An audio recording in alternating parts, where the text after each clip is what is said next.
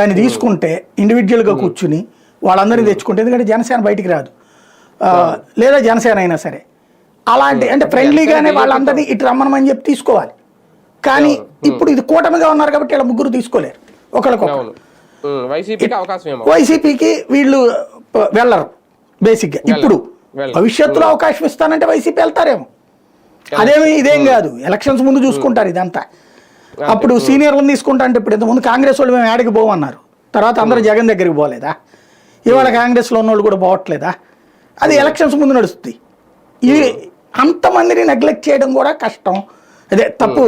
కానీ నెగ్లెక్ట్ చేయకుండా ఏం చేయాలి?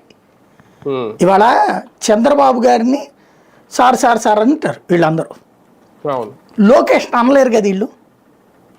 ఎందుకని? ఏం బాబు అని మాట్లాడిన వాళ్ళు, ఏయ్యా అని మాట్లాడినటువంటి వాళ్ళు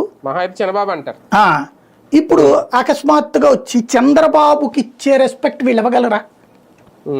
చంద్రబాబు దగ్గర వీళ్ళు ప్రవర్తించే తీరు చూసిన లోకేష్ వీళ్ళ దగ్గర నుంచి అదే ఆశిస్తాడు కదా తను కూడా. అది లేకపోతే తట్టుకోగలడా? అలాగని లోకేష్ ఏమి ద్వేషించడం దూషించడం, కానీ తన టీం తనకు కావాలనుకుంటాడు కదా.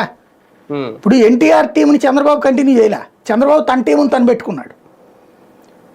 ఇప్పుడు ఎన్టీఆర్ దగ్గర అప్పట్లో గోరంట్ల బుచ్చి చౌదరులు, అయ్యన్న పాత్రులు, వీళ్ళందరూ చాలా పెద్దవాళ్ళు ఉండేవాళ్ళు అప్పుడు.